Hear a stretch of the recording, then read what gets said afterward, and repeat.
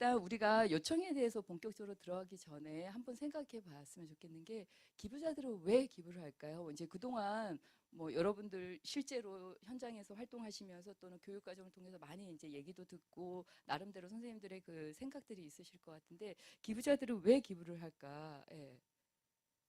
왜 기부를 할까요? 그때 이제 제가 그 기부자 개발 시간에 기부자의 그 기부하는 동기 또 이제 말씀을 드렸는데 예. 그쵸. 요청받아서 기부하는 것도 있고. 그쵸. 그거 처음에는. 근데 실질적으로 기부자들이 왜 기부를 예, 할까라는 거를 아시는 거는 너무너무 중요하다. 이제 이런 동기들. 그래서 일단 요청. asking please가 제일 단계다라는 건 제일 원칙이라는 거 여러분들이 알고 계시고 그다음에 기부자들이 왜 기부하는지 그 기부 마인드, 기부 동기를 더 잘 알기 위해서 여러분 자체가 기부자가 되면은 가장 좋죠. 예. 그래서 이런 상황에는 정말 기분 나쁘다. 야, 내가 정말 저도 그래요. 3년 동안 기부하고 있는데 저 전화 한 통 못 받았어요. 감사 전화를 꼭 받아서 좋은 건 아니지만 그래도 최소한 3년 정도 됐으면 뭔가 메일이 오던 그 메일이라는 게 뉴스레터 외에 3년 동안 기부해줘서 감사하다라고 하든 아니면은 증액 요청도 한번 할 만한데 그런 게 안 오더라고요. 정말 실제로 많은 단체들이. 예. 뭐 여성재단은 한 달에 한 번씩 문자는 와요.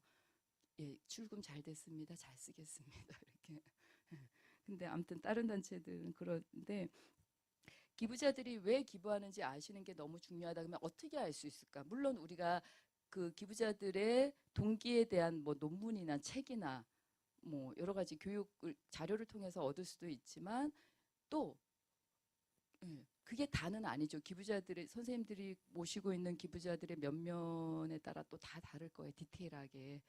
가장 기부자들의 마인드를 잘 아는 방법은 대화예요. 대화를 해보시면 가장 좋습니다. 여러분들 혹시 기부자들 이렇게 놀러 오시거나 만날 때 있잖아요. 무슨 얘기할까 좀 이렇게 걱정되세요? 어르신 이렇게 좀 연륜이 있고 경험 많으신 분들은 걱정이 안 될 텐데 젊은 친구들은 기부자 오면은 같이 앉아 있는 게 너무 가시방석인 거. 뭐라고 얘기해야 되지? 예. 그럴 때 가장 좋은 거는 뭐냐면은 이분이 일단 나눔을 하잖아요. 우리 단체. 그러니까 우리 단체의 좋은 성과들. 그다음에 이런 나눔, 기부에 대한 얘기. 선생님은 언제부터 이렇게 이렇게 나눔이나 이런 비영리 단체에 참여하시게 됐어요? 어떻게 그렇게 하시게 됐어요? 뭐 이런 식으로 해서 그분이 그러면 줄줄줄줄 막 나오세요. 신나서 얘기하세요. 그럼 선생님, 그럼 저희 단체 말고 또 다른 단체도 기부하고 계세요?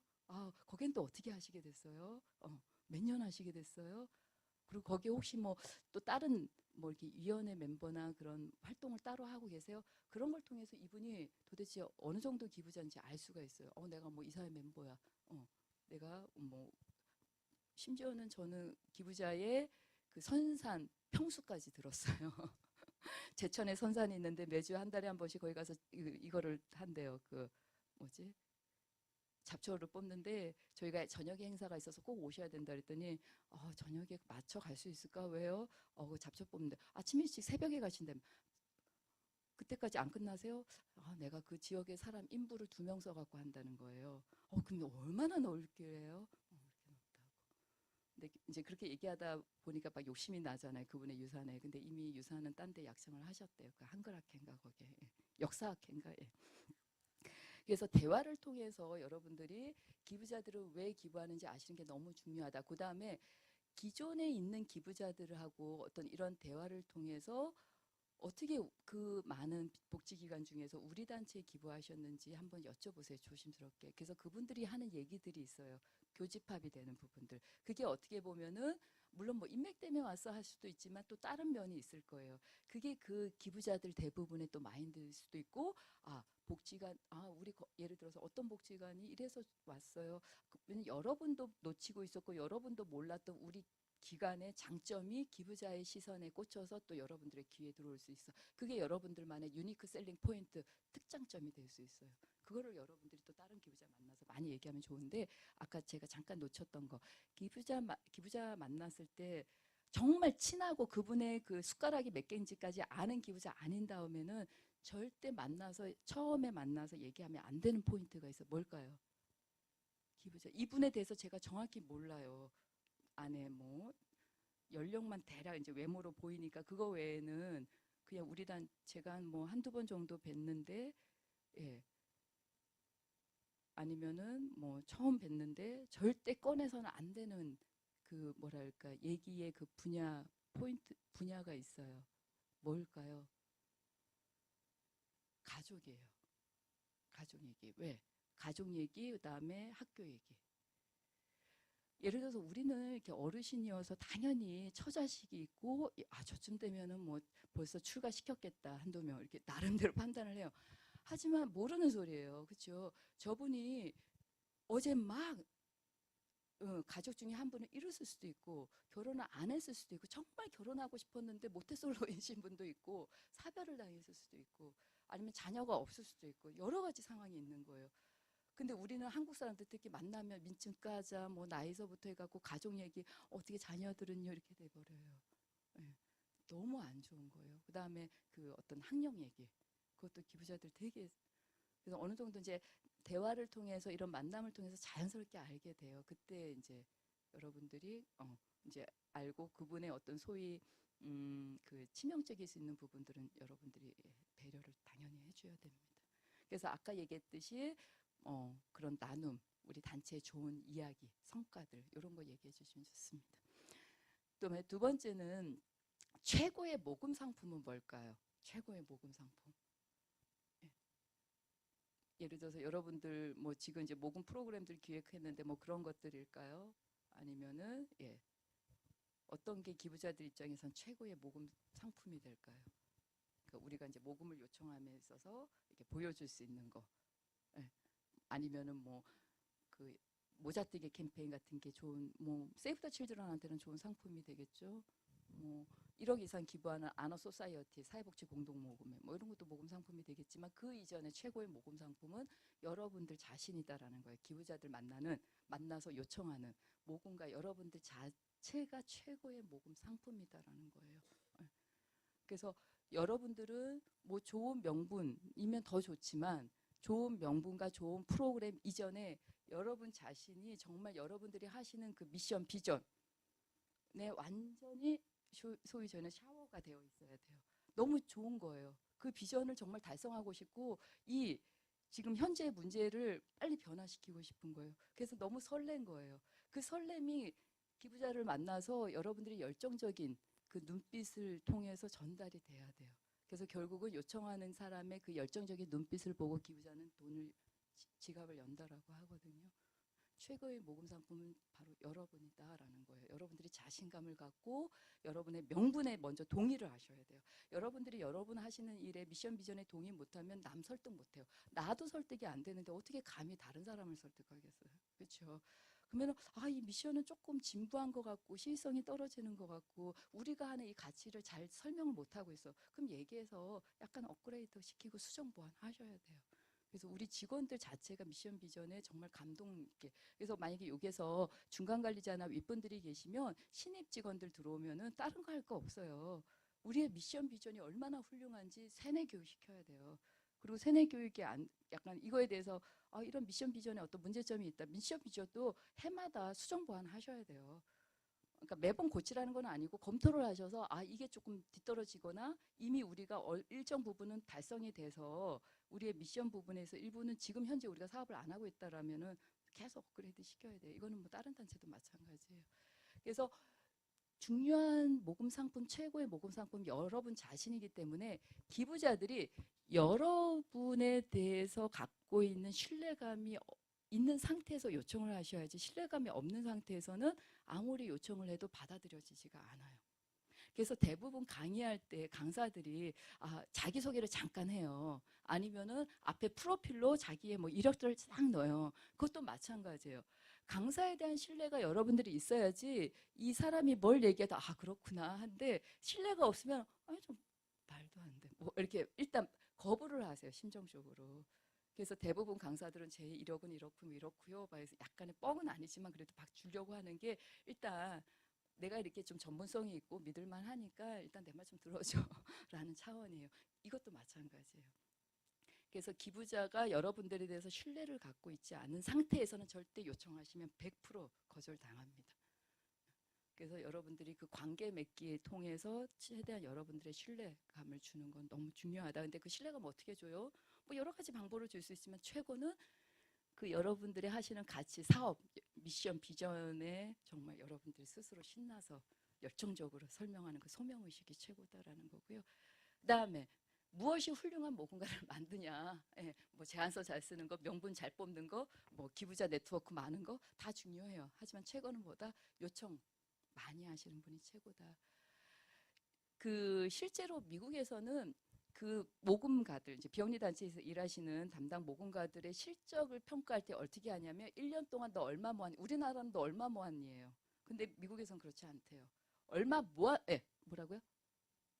몇 명한테, 그러니까 얼마를 모았는데 거기서 중요한 거는 돈 자체 성과가, 우리가 돈만 따지면 우리는 그 뭐라고 나왔어요? 법에 자선 수구머니 되는 거예요. 스스로 수구머니 되는 거예요. 우리는 돈이 목적이 아니잖아요. 그렇죠? 알죠? 돈은 하나의 우리의 달성하기 위한 비전에 필요한 어떤 수단인데, 너가 그러면은 이 모금 활동, 모금 우리가 필요로 하는 그 자원을 모으기 위해서 얼마나 요청을 했니?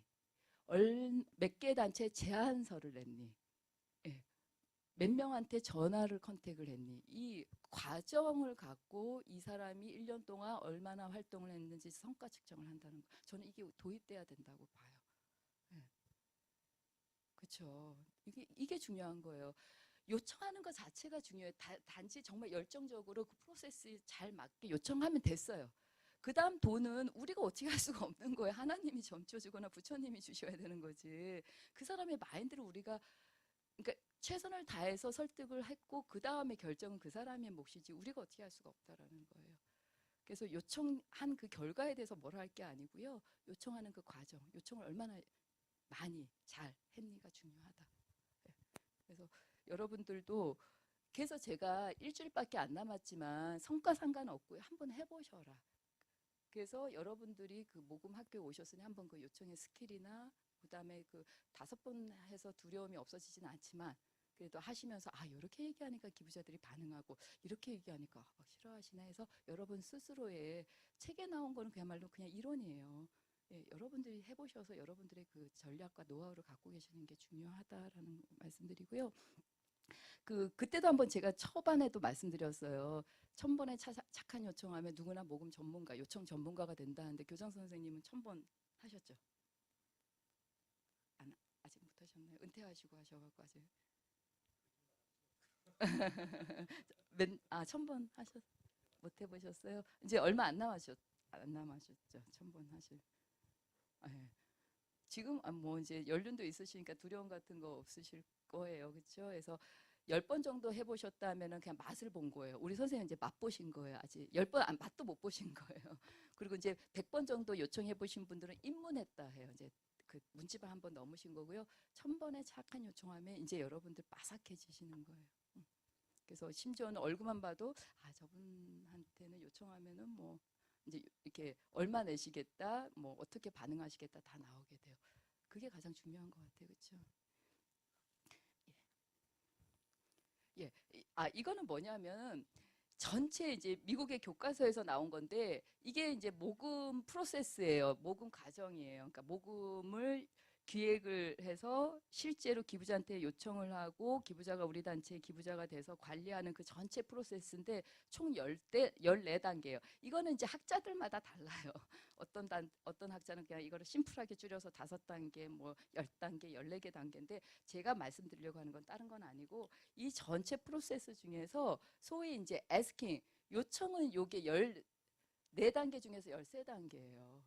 예. 이 앞단계는 뭐냐? 여러 가지, 우리 뭐, 모금 목표도 설정하고, 그 다음에 그 명분도 잡고, 기부자 개발도 네트워크 해보고, 그 다음 어떤 프로세스를 할 건지, 그 자료도 필요하고, 뭐 이런 단계, 마케팅도 하고. 다시 말해서 제가 말씀드리고자 하는 거는 모금의 전체 단계 중에서 실질적으로 기부자 만나서 요청하는 건 13단계, 거의 끝물이에요. 근데 이제 대부분 모금하면 기부자 만나서 아쉬운 소리 해야 돼 하면서 막 두려움을 떨게 하는 거예요. 예. 이 앞단계가 또 이렇게 많은 이유는 뭘까요? 예.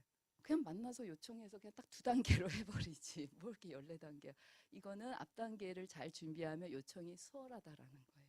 그래서 이제 우리가 여러분들 괴롭혔던 모금 기획이라고 한 것도 뭐 명분도 작고, 또 이왕이면 또 좋은 재미난 프로그램에서 사람들 좀 쉽게 참여시키자. 여러분들도 좋은 명분 있고 재미난 프로그램 있으면 만나서 막 요청하기가 쉽잖아요. 근데 이런 게 없으면 곧바로 돈 얘기해야 되니까, 아쉬운 소리 해야 되니까 이제 힘드시다라는 거에서, 앞 단계는 여러분들이 열세 단계에 있는 요청을 수월하고 편하고 당당하게 하실 수 있게 하기 위한 어떤 전략이나 자료를 준비하는 단계다.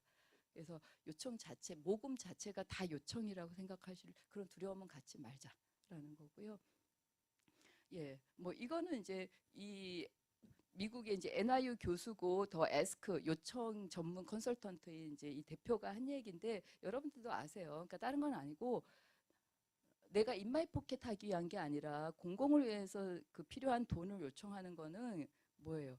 기부자한테 좋은 기회를 제공하는 거다라는 거예요. 예, 기회 제공자라고 제가 초반에 말씀드렸어요. 여러분들은 수구먼이 아니고 이런 의미 있고 가치 있는 일에 참여할 수 있는 기회를 주는 거예요. 다양한 기회들을. 그러니까 여러분들은 당당하셔야 돼요. 다시 말해서 기부자로 만드는 거예요. 여러분들이. 그냥 하나의 사람을 정말 자기 인생에서 나 참 보람 있고 가치 있다, 가치 있는 일을 한다라고 느끼게 하는 그 기회를 제공하는 거다라고. 예. 제가 봤을 때 이 요청이라는 건 정확할 거다. 제가 좋아하는 오프라 윈프리가 그때 얘기했다 그랬죠. 이 기부라는 건 뭐다? 그냥 수표에다가 사인해서 찍 주는 게 아니고, 돈 주는 게 아니고 타인을 터치하는 거라 그래서 배려하는 거. 예. 그게 기부다라는 거고, 여러분들은 예, 그런 어떤 기부자들이 타인을 배려하고 공동체의 의식을 갖도록 기회를 제공하시는 사람들이다라고 생각하시면 될 것 같고요. 이제 모금의 의미 요 잠깐 얘기하고 싶으실게요. 그 아마 이제 기획 단계에서도 계속 얘기됐을 거예요. 여러분들이 구걸이다 애걸이다 막 듣기 싫잖아요. 근데 그거는 그동안 뭐 했기 때문에요. 줄 사람은 생각 안 하고 우리가 필요한 것만 주세요 주세요 주세요 했기 때문에 그런 소리를 듣는 건데, 이제부터 여러분들은 뭐다? 이 요청이라는 거, 모금이라는 건 기브 앤 테이크예요. 예. 우리가 줄 수 있는 건 주고 우리가 필요한 건 받는 거예요. 그렇기 때문에 이제 우리가 그 모금 기획할 때, 아, 그러면은 참여 프로그램 계속. 그래서 이제 예를 들어서 거모 같은 경우는 그 이제 거래를 맺었던 그 중소기업이 있었대요. 근데 그 기업이 내년도인가 50주년이래요. 그래서 아, 그 기업이랑 뭔가 하고 싶은데 뭘 할까? 그 기업에 요청하고 싶고, 그 기업이 월 30인가 이렇게 기부를 하고 계시나 봐요, CEO께서. 그래서 아, 또 이제 50주년이니까 뭔가 50주년 기념으로 이렇게 요청하고 싶은데 그냥 요청하기엔 또 죄송한 거죠. 월도 30씩 내시니까. 그래서 이제 지난번에 요 팀에서 하려고 했던 게 그 이제 사진 찍기였어요. 꿈꾸는 카메라라는 프로젝트였어요. 그래서 그 뭐냐면 50, 얘기하니까 막 들어오시네요. 그래서 이제 50주년 기념인 그 기업한테, 예, 우리 아이들 이렇게 그 복지기관의 아이들하고, 이제 아이들도 꿈이 있을 거예요. 그렇죠? 그다음에 직원들도 나름의 꿈이 있을 텐데 맨날 야근하고 이러다 보니까 그 꿈을 잊고 살죠. 근데 50주년 기념으로 우리 직원들의 꿈을 한번 다들 네가 갖고 있는 카메라에 담아보렴.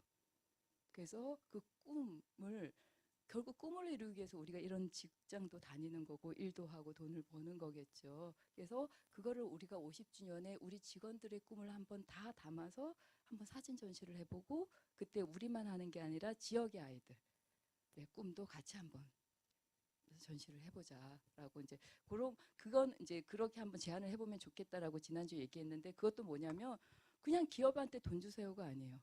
예. 이런 50주년 기념으로 직원들 후생 복리와 직원들의 어떤 그 그렇게 하게 되면 아무래도 이제 뭐 단합도 생기고, 아, 야, 50주년에 이런 거를 직원들한테 제안하는 기업도 흔치 않잖아요. 그렇죠? 그리고 기업 입장에서는 이게 좋은 또 홍보거리가 되겠다. 50주년 기념으로 비록 그게 작은 중소기업이라도 우리는, 예, 우리 직원들의 꿈을 한번 담아봤고 그 꿈을 우리가 전시를 합니다. 하면서 하면 또 그 기업의 이미지도 좋아지지 않을까.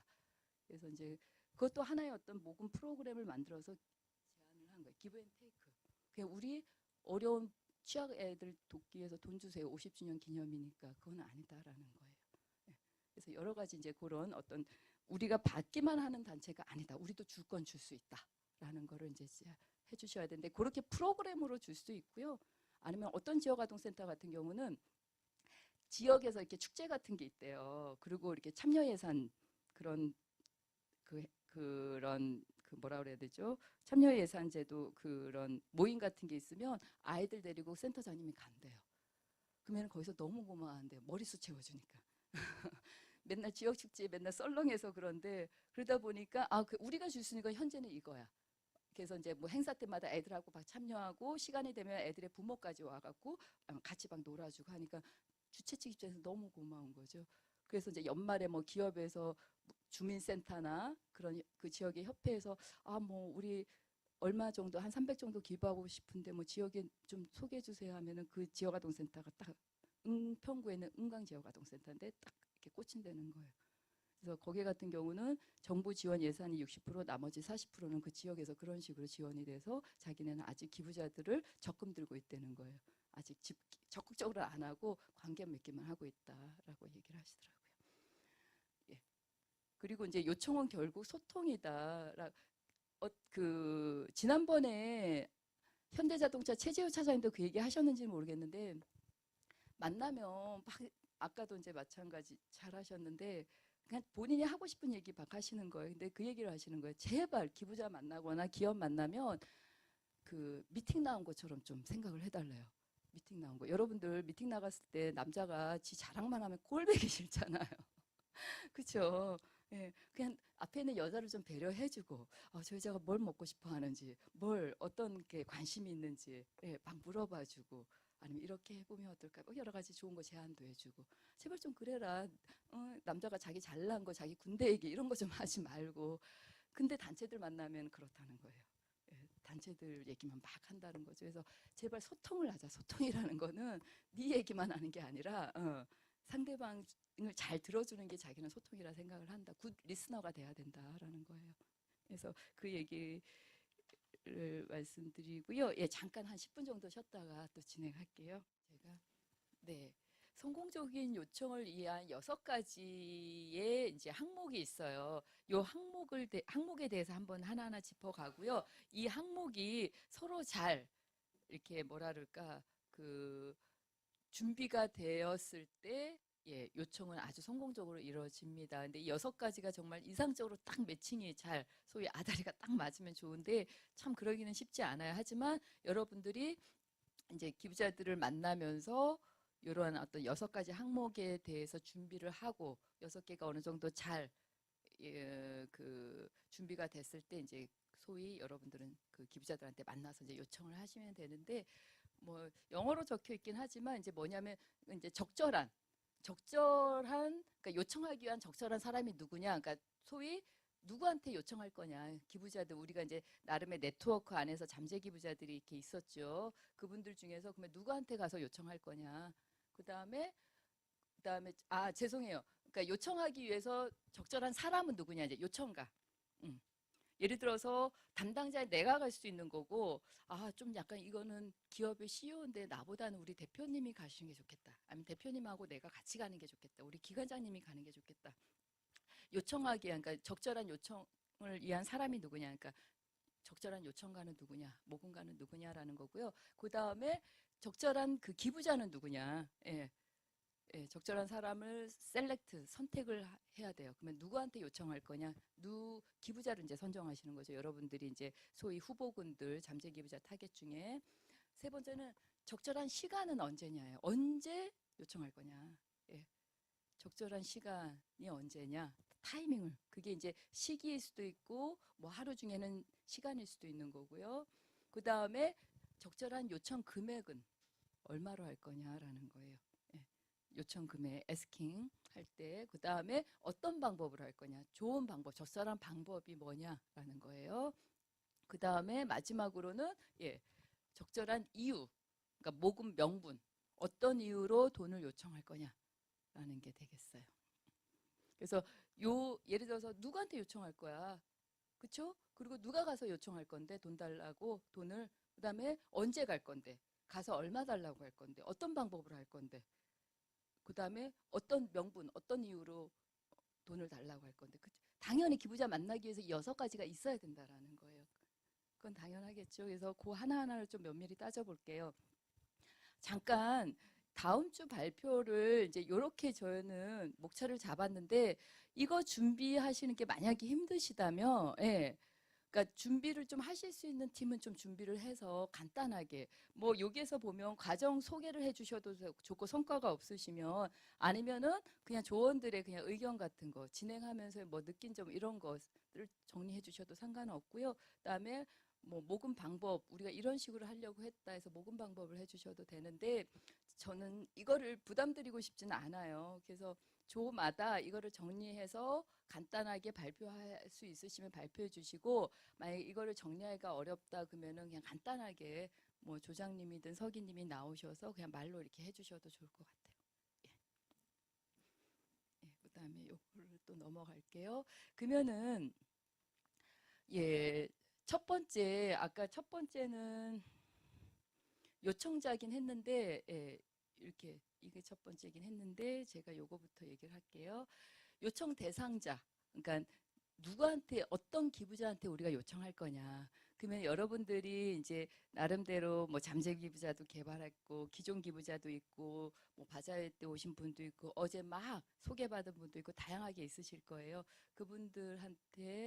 그분들 중에서 누구한테 우리가 요청할 건지 이제 선정을 하는데 선정함에 있어서 예, 그때 이제 관계성, 링크가 돼 있냐, 어떤 연관성이 있냐, 그 다음에 얼마나 우리가 하는 사업에 관심이 있냐, 그 다음에 기부 능력이 있냐. 기부 능력은 정기 기부, 소액이지만 정기 기부 하실 분, 아니면 고액에 얼마를 하실 분, 우리가 원하는 만큼 하실 수 있는 그런 기부 능력이 되겠죠. 그래서 이 세 가지 기준으로 잡는다라고 지난번 기부자 개발 때 말씀드렸어요.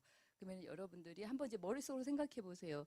여러분들 주변에 있는 그런 네트워크 기부자들 중에서 아 내가 그럼 요분한테 한번 해보자 선정을 요런 어떤 요소들을 갖고 그죠? 어제 처음 만나신 분한테 요청하면은 거의 안 되겠죠. 그래서 어떤 연관성, 그분이 우리가 하는 사업에 좀 관심, 또 아 우리가 저분한테는 한 소액 정기 기부 요청할 수 있어. 그런 걸 따져서 한 분을 꼭 집어 보세요. 그때 지난번에도 말씀드렸어요. 우리가 예, 요청 대상자 선정 기준이 뭐냐? 1순위. 우리가 요청하기 쉬운 사람 아니면 최대 수익이 예상되는 사람 어디다? 예, 최대 수익이 예상되는 사람. 어떻게 보면 최대 수익이 예상되는 사람이 관계가 어느 정도 맺어졌기 때문에 요청하기가 좀 쉽고 또 어느 정도 좀 금액적으로도 예측 가능한 금액을 좀 받아낼 수 있는 거겠죠. 그래서 이렇게 머릿속으로 한번 떠올려 보세요. 그 다음에 예, 요청자 누가 그러면 가서 요청할 거냐. 근데 이제 요청자의 자격은 첫 번째 가장 중요한 거는 일단 의지가 있어야 돼요. 요청을 하겠다라는 의지. 이게 가장 중요합니다. 아무리 뭐 달변 가고 뭐 경험이 많아도 의지가 없으면 정말 요청 안 되죠. 그래서 요청 의지가 가장 중요하고 그 다음은 여러분들이 훈련과 연습에서 충분히 다 극복이 됩니다. 그래서 이제 실제로 그 여러 가지 스크립터 작성을 통해서 여러분들이 여러 번 연습을 하셔야 돼요. 실제로 여러분들 뭐 예전에 그 안철수 씨 말 잘하잖아요. 강의. 근데 그분이 그때 나온 거 들으셨는지 모르겠는데 자기가 처음에 이렇게 강단에 섰을 때 자기도 깜짝 놀랐대요. 자기가 이렇게 강의를 못하나. 그래갖고 그때 충격받아갖고 그 이후로는 모든 강의 요청이 들어오면 무조건 했대요. 왜? 훈련을 해야 되니까. 그래서 1년 정도 하고 나니까 자기가 딱 요령이 생기더라는 거예요. 예. 그래서 거울 보고 하고 이 손 놀림까지 자기는 이게 너무 넓으면 경박스럽고 또 주장할 때는 이렇게 주장을 해야 되니까 이거를 자기가 연습했다 그러더라고요. 하물며 이제 그런 분들도 연습하는데 우리도 당연히 사람들 만나서 요청하는 거는 그래서 훈련과 연습으로 충분히 이런 두려움은 없앨 수 있다. 그래서 처음에 저희가 실제로 할 때도 스크립터 짜요. 스크립터 짜고 아마 예, 이렇게 이분들도 나름대로 이렇게 스크립터는 안 짜시더라도 머릿속으로 이렇게 정리하시죠. 그리고 업무 분장하고 이제 실제로 다 그렇게 합니다. 그리고 이제 기부 경험이 있으시면 훨씬 더 예, 그 기부 요청자지만 기부자의 그 마인드를 알기 때문에 여러분들이 또 예, 훨씬 좀 요청하시기에 편하실 것 같고요. 가장 중요한 것도 중에 하나는 제가 볼 때 긍정적인 마인드인 것 같아요. 예, 정말 이거는 크게 좌우되더라고요. 어떤 분은 야 이렇게 경기가 안 좋은데 이렇게 지금 나라가 이 지경인데 누가 기부할까? 하면서 그런 부정적인 마인드로 사람들을 만나서 이게 요청을 하다 보니까 이게 막 그 에너지가 전달이 안 돼요. 근데 또 긍정적인 분들은 그래도 그 안에서 이런 어, 우리가 하는 일에 또 동참하고 해주는 분도 있고 일단 매년 기부액이 늘어나잖아. 그런 것만 봐도 사람들이 점점 이런 기부에 관심 있고 또 우리의 어떤 좋은 명분에 따라서 충분히 참여해 줄 거야. 이런 긍정적인 사람들. 근데 이게 약간의 그런 것도 있어요. 제가 잠깐 또 말씀드리면 실제로 미국에서는 모금가를 뽑을 때 그 모금가의 이력을 철저히 본대요. 그리고 그 집안을 본다는 거예요. 큰 기관, 대학 같은 데는. 왜? 그 약간 부유한 사람들, 부유한 집안에서 자란 아이들이 약간 긍정적이다라는 거예요. 이 돈에 있어서는. 왜냐하면 그 집에는 항상 누군가가, 예, 무슨, 그러니까 약간 이제 그런 집, 그러니까 뭐 어려웠을 때 요청하면 누군가가 도와주고 또 이런 좋은 일이 있는데 한번 어떻게 할래? 하면 뭐 참여해주고. 그래갖고서는 집안을 따진다라고 얘기를 하더라고요. 어떤 교수님이. 근데 어려운 집안에서 태어난 아이 같은 경우 항상 힘든 거에서 돈에 대해서 부정적인 인식을 갖고 있다라는 거예요. 그리고 이렇게 나도 살기 어려운데 내가 어떻게 남을 도와줘? 라는 인식. 그래서 그것도 일리 있는 좀 말이긴 하겠다. 예. 그래서 뭐 어떤 집안이 부유하고 가난하고를 떠나서 이 돈에 대한 긍정적인 마인드냐 부정적인 마인드를 갖고 있냐는 되게 중요하다. 그래서 실제로 이제 그런 워크숍이 있어요. 요청에 대한 두려움이 너무 큰 거예요. 사람들마다 좀 다르긴 하지만. 그래서 그 요청의 두려움을 깨주는 첫 번째 단계가 뭐냐면 맨 앞에 이게 어마어마한 이제 워크숍에 참여한 사람들인데 이 사람들 앞에서 마이크를 쥐고 이 사람이 어떤 부분, 그러니까 돈에 대한 히스토리, 돈에 대한 트라우마를 얘기하게 하는 그런 워크숍이 있어요. 나는 어렸을 때 근데 대부분이 어렸을 때 아니면은 이렇게 자라면서 돈에 대한 어떤 트라우마가 다 있더라고요. 돈에 대해서 아주 부정적인 사람들은. 그게 이제 어떤 불우한 환경 때문도 있고 아니면 불우하지는 않았지만 어떤 돈으로 인해서 자기 어떤 마음의 상처, 정신적인 상처, 아니면 집안의 어떤 타격 뭐 이런 것들이 다 있더라고요. 그래서 그 요청의 두려움을 없애는 첫 번째 단계 중에 하나는 이제 그거예요. 그래서 혹시 여기서 선생님이 요청의 두려움을 없애고 싶다 하신 분 앞으로 모실게요. 그래서 여러분들도 한번 내가 돈에 대해서 어떻게 생각하고 있는지 한번 이렇게 생각해 보시면 좋을 것 같아요. 부정적인지 긍정적인지. 그 다음에 그 이제 요청하러 가는 모금가를 선정하실 때 모금가 자체도 중요하지만 누구랑 함께 동행하느냐도 되게 중요합니다. 그래서 예를 들어서 그 전에 지난번에도 제가 잠깐 교육시간을 말씀드렸는데 잊어버리셨을 것 같아요. 소액 기부자거나 아주 친한 분은 혼자 가셔도 돼요. 근데 나름의 좀 이렇게 우리가 잘 좀 뭐랄까 키워야겠다. 아니면 나름의 좀 중고액 기부자이거나 정말 잘 앞으로 관계를 맺어야 되는 그런 기부자일 수도 있는데 그런 분들 만나러 갈 때는 몇 분이 가면 좋을까요? 에? 3명? 왜 3명일까요?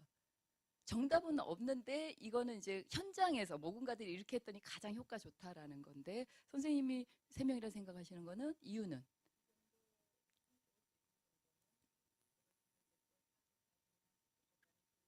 아, 예. 예, 예. 예. 예. 일리 있는 말씀이세요. 또 혹시 다른 의견 있으세요? 3명이라 얘기하셨어요. 또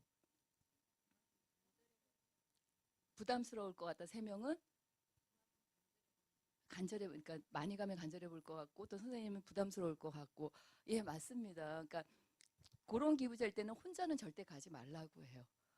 근데 3명은 좀 부담스러워해요. 왜냐하면 이렇게 셋이다 보면 약간 때 느낌이 난다는 거예요. 떼거리 느낌이 나고 앉았을 때가 애매하다는 거예요. 왜냐하면 그쪽에서도 1명 나올 수 있지만 2명 나올 수 있고 그러면은 자리가 항상 요게 또 누군가가 앉아야 되다 보니까 이제 정말 불가피하면 3시 갈 수도 있고 4시 갈 수도 있지만 그냥 기본은 2명이 가는 게 가장 덜 부담스러우면서 예우를 받는다는 느낌이에요. 혼자 가면 어이 뭐지 이렇게 되는 거예요. 아무리 대표 혼자 가더라도 뭔가 이게 조수가 또 있으면 또 달라 보이죠. 또 하나는 뭐냐면 아까 정확히 얘기해 주셨어요. 내가 얘기하다가 놓친 부분 있잖아요. 이놈의 대표님들은 얘기하려면 막 산으로 가요. 돈 얘기 참 못하세요. 그렇죠? 그럴 때 담당자가 쿡쿡 찌르든 아니면 담당자가 나서서 얘기를 하든 해야 되는 거예요. 그래서 그런 놓치는 부분에 대해서 서로 업무 분장도 해야 되는 부분이 있고 또 하나 결정적인 게 있어요. 절대 혼자 가면 안 되는 게 뭘까요? 에? 오해? 어떤 오해예요? 남녀? 남녀. 그쵸. 그런 기분자들 계세요, 가끔. 그거 어떻게 간사들이 전화 와요. 선생님, 밤 11시에 전화 와요. 어떤 사장님한테. 이거 어떻게 해야 돼요? 막 이런 분도 있고, 막 주말에도 전화 온대요. 근데 관계가 참 애매해요. 그렇다고 만나러 나갈 수는 없는 거예요. 정중하게 거절을 해야 되죠. 예. 그런 남녀의 오해도 있을 수 있고, 또 있어요. 하나 결정적인 거예요. 돈 사고. 약정을 쓸 수도 있지만 현금으로 주시는 분도 있어요. 1,000만 원, 2천만 원 이렇게. 예. 그러니까 의심해서가 아니라 혹시라도 오해를 사면 안 되잖아요. 예. 그리고 주시는 분 입장에서도 정말 뭐 대표 정도면 괜찮지만 그렇지 않은 분한테는 의심이 막 잘 갔을까 봐 이런 것도 있고 또 사람이 또 어떻게 될지 모르는 상황이잖아요. 그래서 그런 것 때문이라도 꼭 둘이 가라라고 얘기를 해요. 예. 그래서 이제 이러한 누구랑 동행할 것이냐에서 보통 NP라고 얘기를 해요. 내추럴 파트너 뭐냐면 이렇게 예를 들어서 이건희 회장이랑 제가 잘 모르지만 중간에 다리 역할 해주는 사람 있죠. 우리 지역의 CEO분하고 내가 어떻게 저분하고 관계 맺어서 요청받고 싶은데 어떻게 해야 돼요? 할 수 있어요. 어떻게 중간에 다리 놓아줄 사람을 여러분들이 찾으시면 돼요. 예. 그분이 반장님일 수도 있고 통장님일 수도 있고 옆집에 세탁소 사장님일 수도 있고 우리 교장 선생님일 수도 있고 그래서 그런 다리 징검다리 역할 사람들이 찾는 게 또 여러분들의 역할이에요. 예, 저 CEO를 찾고 그 CEO한테 다가가기 위해서 우리는 그 수많은 뭐 징검다리 하나일 수도 있지만 두세 개일 수도 있는 거고 그래서 그분들하고 관계 맺고 그분들의 도움을 받아서 CEO를 나중에는 이제 요청을 해야 되는 거죠. 그래서 그런 분들을 소위 이제 MP 내추럴 파트너 아니면 도어 오프너 문을 열어주는 사람 이렇게 얘기를 하거든요. 그래서 이제 소위 그 CEO가 기부하는 거를 막는 사람들이 있어요. 부인이 될 수도 있고 비서가 될 수도 있고 소위 이제 그런 걸 게이트키퍼 이 문을 닫는 문지기 이런 사람들을 제거해 줄 수 있는 그런 중간 우리의 파트너를 여러분들이 찾는 것도 중요하고요. 기부자를 잠재 기부자 개발할 때 그런 비골 안에 그런 분들도 같이 있어요. 그분들이 우리의 뭐 이사님일 수도 있고 그렇죠. 예, 뭐 이런 분들이 이제 MP의 후보다라고 얘기를 합니다. 그래서 처음에 그분들을 소개하시는 분도 그 MP일 수가 있고요. 그런 분들을 요청 자리에 데려가면 더 좋아요.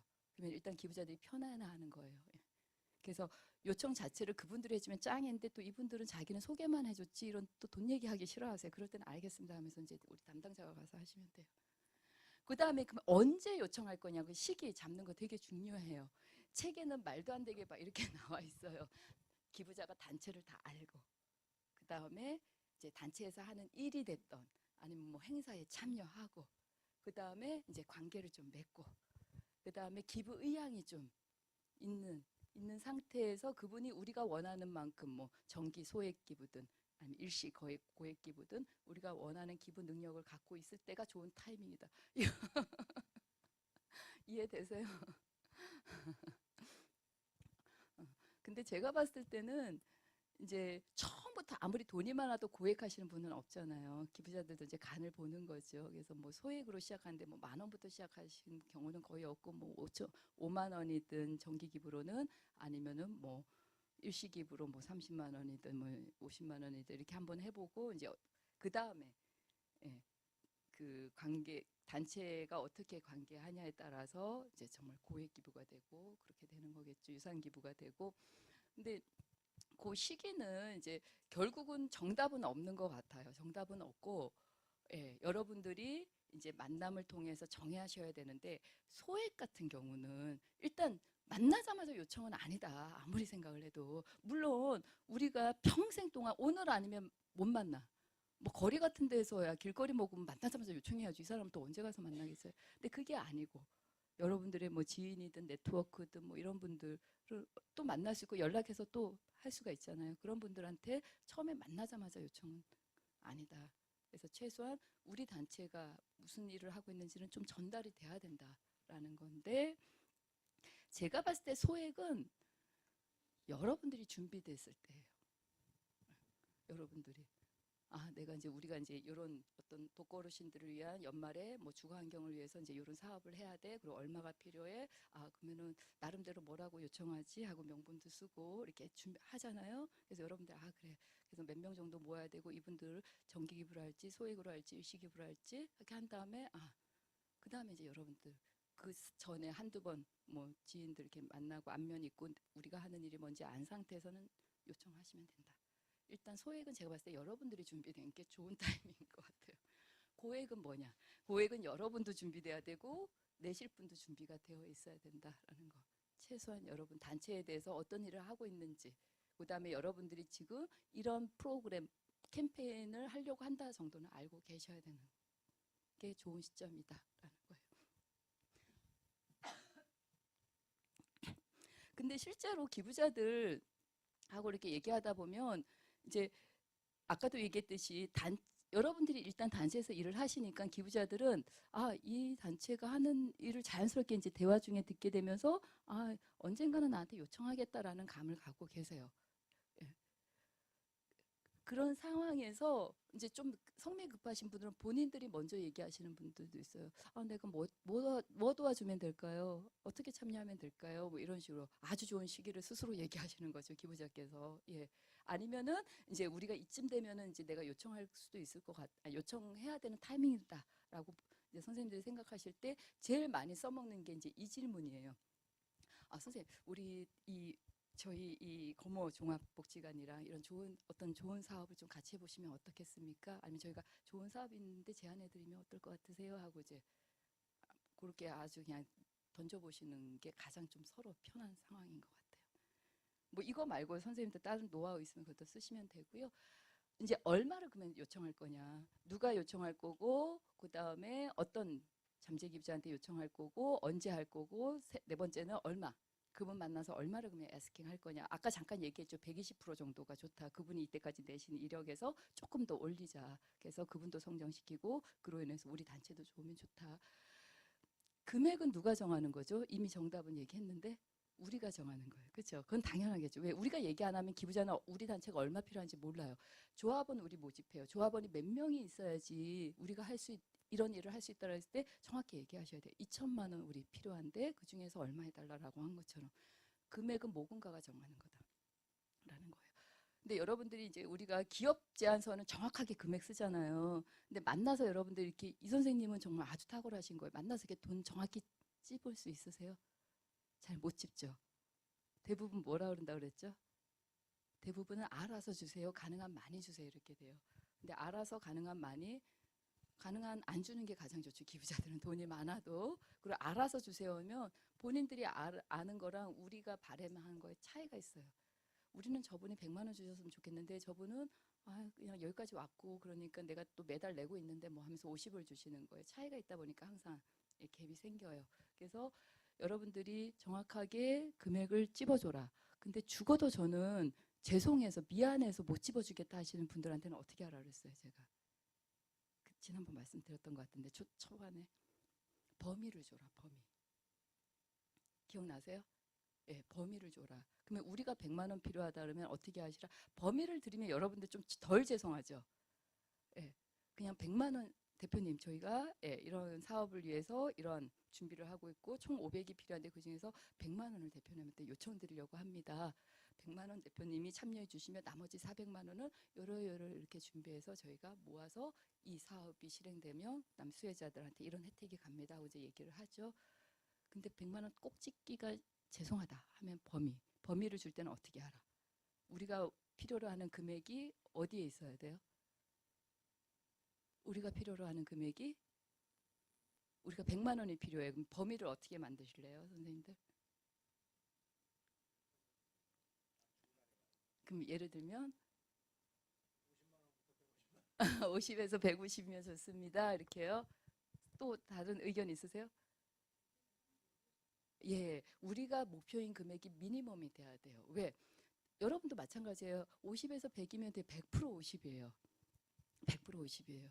예, 그러면은 근데 이렇게 범위를 주라 해도 대부분은 죄송한 마음 때문에 우리가 필요로 하는 거 항상 탑에 놓으세요. 그래 또 안 되세요. 우리가 필요로 하는 게 항상 미니멈이 돼야 돼요. 100에서 200, 뭐 100에서 150 이렇게 하면 100% 100이 돼요. 근데 가끔 가다가 이렇게 또 좋은 기부자들 만나면 또 상을 받으면 훨씬 더 좋은 거죠. 예. 그다음에 예, 다른 내용들은 넘어가면 될 것 같고요. 예, 그다음에 이제 명분. 예. 그거는 이제 이미 여러분들이 모금 기획을 하시면서 명분을 잡았어요. 메시지를. 근데 이제 기부자라는 게 관계 맺기 하면서 아, 그 기부자가 이 사업 말고 또 우리가 하는 다른 사업에 관심 있어 하는 것 같기도 한 거예요. 그래서 그럴 때는 저희가 보통 한 2개 정도 옵션을 갖고 가요. 그래서 우리는 나름대로 관계 맺기를 하면서 저분이 독거 어르신의 사업에 대해서 관심 있는 줄 알고 그걸 잘 준비해서 가서 얘기했더니 저는 아직은 좀 독거 어르신에 대한 사업은 별 흥미가 없습니다. 뭐 이렇게 얘기하시는 또 가끔 계세요. 아, 그러세요? 그럼 저희가 이러이러한 사업을 하는데 어떤 게 대표님은 더 관심이 있으시고 또 대표님의 참여에 그런 가치가 있다고 생각을 하시나요? 하면서 몇 가지를 이렇게 드리면 좋아요. 그래서 그런 것도 그러면 어떻게 할 수 있냐라는 것도 결국 예, 기부자와의 어떤 커뮤니케이션 통해서 할 수 있을 것 같고요. 이것도 예, 넘어가고요. 그다음에 어떤 방법으로 요청을 할 거냐. 가장 효과적인 것은 대면이죠. 만나서 직접. 만나서 직접. 근데 이제 불가피하게 뭐 제안서를 내거나 아니면 이메일이거나 전화거나 이제 그런 방법들이 있죠. 근데 그것도 이제 기부자에 따라서 여러분들이 적절히 사용하면 되는데 가장 안 좋은 방법 중에 하나가 뭐라 그랬죠? 예, 거리에서 요청하는 거. 길 가다가 만난 거예요. 그 사람 붙잡고 거리에서 요청하는 거는 최악이다. 예. 비록 우리가 정말 만나기 힘든 분을 거리에서 만났더라도 그때는 그러면 어떻게 하셔야 돼요? 만날 약속을 정하시고 만나러 가서 정식으로 요청을 하셔야 된다. 요청이라는 건 제사와 똑같다. 아주 예, 여러분들이 마음 그러니까 뭐라 그러죠? 정신과 마음을 다해서 그게 소액이 됐던 고액이 됐던 기부자의 그 마음이 정말 너무 소중한 거잖아요. 우리한테 빚진 것도 없는데 이 우리의 가치에 동의해서 기부를 하시는 분이고 그런 기회를 제공하는 것이기 때문에 제사와 같이 아주 경건해야 된다. 근데 어떻게 거리에서 그리고 또 하나 취하고 뭐라 그랬죠? 지나가다가 들렸습니다 하고 들려서 요청하는 것도 최악이다. 그건 준비가 안 돼 있는 걸 내가 스스로 얘기하고 기부자한테 하는데 그렇게 요청받는 기부자 중에 기분 좋은 사람이 어디 있겠어요. 지나가다 들렸습니다 하고 부담 안 주려고 얘기하면서 만남은 무엇을 위해서? 그냥 관계 맺기 위해서 우리가 뭐 기업의 사회공헌자나 아니면은 그 지역의 상공인들 사장님들이나 그런 분들한테 이제 안면 틀려고 하는 얘기로는 활용이 될 수 있지만 요청은 절대 그렇게 해서는 안 된다라는 거죠. 예. 밑에 거는 이제 얘기를 했던 거고 이제 요청 자료에서 제안서 말고 요새는 이제 영상이나 사진으로 하면 어떻겠냐 했는데 최근에 영상으로 제안서를 저도 받아봤는데 아유 조금 뭐랄까 재밌게 만들지 않으면 오히려 영상이 역효과다 싶은 게 이 단체는 PPT를 만든 다음에 그거를 영상식으로 이렇게 움직이게 무빙하게 한 거예요. 근데 너무 느리다 보니까 답답해 죽겠는 거예요. 그래서 빨리빨리 보고 싶은데 이게 클릭이 또 잘 안 되고. 그래서 좀 약간 그 사회공헌 담당자를 좀 짜증나게 만든 사례도 있어요. 그래서 이거는 정말 웬만큼 음악 깔고 이렇게 좀 넘어가는 타이밍도 적절하게 하지 않는 이상은 또 역효과가 나겠다 싶습니다. 네. 예. 다시 6가지를 이제 다 했어요. 첫 번째, 누가 가서 요청할 거냐? 그다음 누구한테 가서 요청할 거냐? 언제 갈 거냐?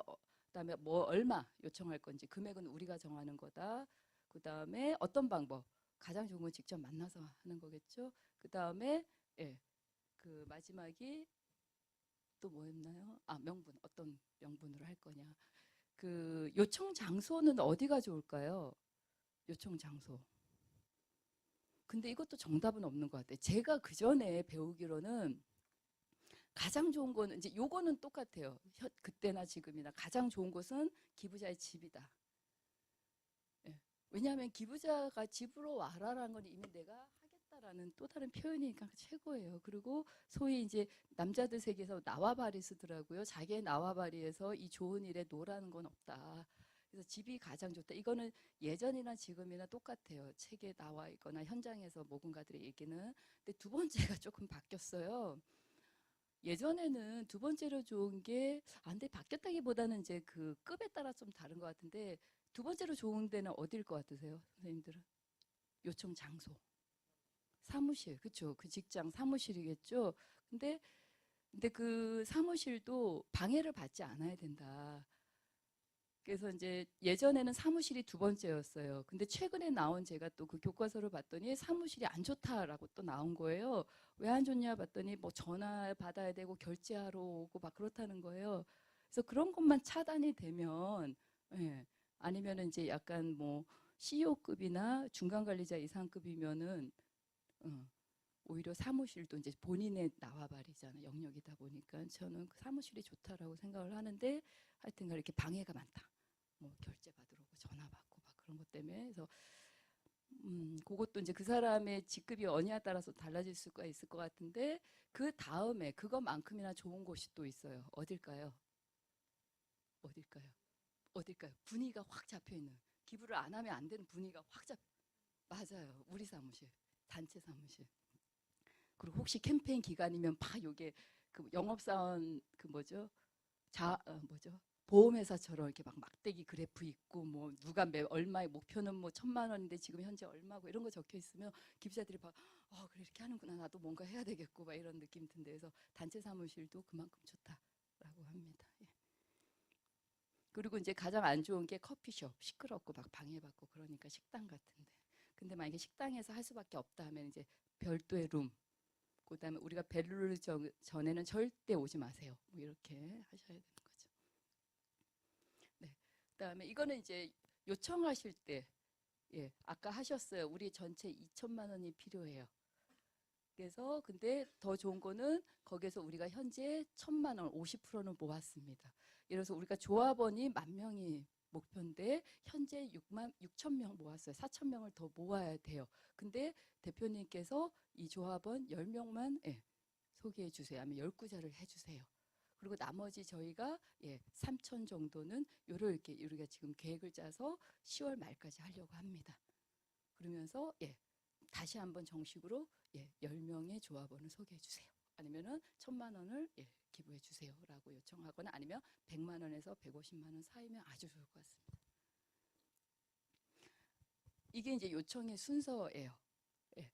그래서 물론 소액일 때는 여러분들 대부분 소액일 때는 설득이 가능해요.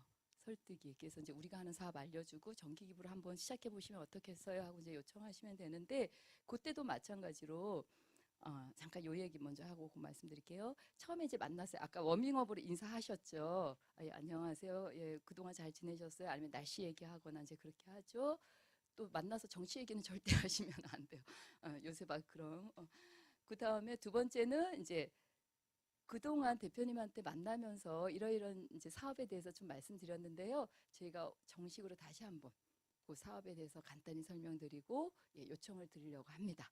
그래서 저희가 10월 말까지 독거 어르신들 주거 환경을 위해서 저희가 이런 캠페인을 하고 있고 총 2천만 원 모금 목표인데 그 중에서 대표님한테 500만 원을 요청을 하려고 합니다. 라고 해서 정식으로 요청을 하셔야 돼요. 알아서 해주세요. 이제 절대 하시면 안 되고요. 아니면 500만 원 중에서 대표님한테는 100에서 한 200 정도로 요청을 드리려고 합니다. 해서 범위를 주시든가요. 그 다음에는 기다리셔야 돼요. 이게 하이라이트예요. 소액일 때도 마찬가지예요. 정기 기부로 매월 10,000원씩 저희 이 복지기관의 지역아동센터에 참여해 주시면 좋을 것 같습니다. 이게 이제 요청이에요. 참여해 주세요. 기부해 주세요. 하신 다음에 물론 그전에는 참여하면 이런 가치가 있을 거예요 라고 얘기를 하겠죠. 기다리시는 게 중요해요. 그 다음 답을. 아까 선생님 기다리셨나요? 요청하고 나서 기다리셨죠? 그랬더니 이제 몇 가지 질문을 하셨죠. 그리고 거기에 대해서 대답을 해주셨고 1,000만 원은 못하지만 3분의 1인 50에서 60을 해주겠다라고 이제 대답을 얻으셨죠. 요청하시고 기다리셔야 돼요.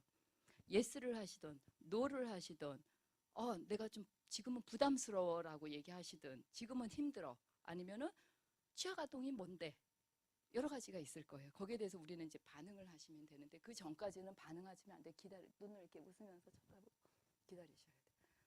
왜냐하면 요청을 하고 나서 여러분들은 막 이제 선생님들은 베테랑인데 젊은 분들은 막 가시방석인 거예요. 너무 미안하고 죽겠는 거예요. 그래서 얘기를 하는 순간 어떻게 된다? 우리가 기다리는 대답은 못 듣고 산으로 간다. 기부자들은 요때다 하고서 막 다른 얘기 막 하시는 거예요. 그래서 정확히 기다리는 게 하이라이트예요. 예. 그래서 예스다 하면 그다음 약정 순서를 밟으시면 돼요. 감사를 표하고 밟으시면 되고요. 그다음에 지금은 부담스러워요. 아니면 이 금액은 좀 부담스러운데요. 그거는 노가 아니에요. 부담스럽다는 거예요. 말 그대로. 그러면은 어느 정도면 가능하시겠어요? 어느 정도면 괜찮으세요? 해서 그분이 선택하게 하시면 돼요. 그래서 거기에 따라서 해주시면 되고 질문 있으면 거기에 대해서 대답을 해주시고 나서 그래서 어떻게 참여 부탁드립니다 해서 다시 한번 내가 지금 요청하고 있다는 걸 고지해 주시면 돼요. 그 다음에 실제로 요번은 못하겠습니다 하시면 최선을 다해서 감사를 하시고 한 가지 물어보셔야 돼요. 그러면 사장님 저희가 요번에 혹시 그러니까 거절이라는 표현도 또 어려우시면은 그러면 못하시는 이유가 뭔지 좀 여쭤봐도 될까요? 다른 건 아니고 혹시 저희가 나름대로 이렇게 준비를 했는데 저희가 혹시 놓치고 있는 부분이 있을 수도 있어서 말씀을 주시면 저희가 요 모금하는데 되게 도움을 받을 수 있을 것 같습니다. 라고 하면 아닙니다. 제가 그냥 사정이 안 좋아서요라고 얘기를 할 수도 있고 아니면은 좀 돈이 부담스럽다라든가 아니면은 지금 시기적으로 자기가 어렵다 할 수도 있고 명분이 자기가 생각했던 거랑 다르다 여러 가지가 있어요. 그래서 그 문제점이 뭔지 여러분들이 파악하시는 게 중요하다. 왜? 요청해서 돈이 중요한 게 아니라 요청 그 과정이 중요하고 다음에 또 이분한테 요청을 할 때 그런 실수를 다른 분이나 이분한테 요청할 때 그런 실수를 또 해서는 안 되기 때문에 정확히 이분이 왜 거절했는지를 아시는 건 되게 중요하다라는 거고요. 예. 그 다음에 이제 마지막은 기부를 해주시든 안 해주시든 마무리를 잘하고 오셔야 된다. 왜?